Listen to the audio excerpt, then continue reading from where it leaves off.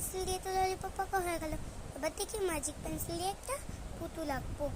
যাই, এবার পুতুলটা এঁকে নিই। এই পুতুলটা এঁকে নিয়েছি, এবার পুতুলটা সত্যি হয়ে যাবে। তো কত বড় পুতুল সত্যি হয়ে গেছে। যাই, এটা নিয়ে এবার আমি খেলবো। যাই, পুতুলটা যদি তোমাদের লাগে তাহলে আমার চ্যানেলটিকে সাবস্ক্রাইব করে ভিডিওটি লাইক করে দাও, আর পাশের বেল আইকনটি ক্লিক করতে ভুলো না কিন্তু, তাড়াতাড়ি করে দাও। আর এই পুতুলটা চাইলে তাড়াতাড়ি কমেন্ট করে দাও, কমেন্ট শেয়ার করে দাও। টাটা। এবার একে আমার ম্যাজিক ললিপপটা খাওয়াবো। আমিও কিনে আনবো।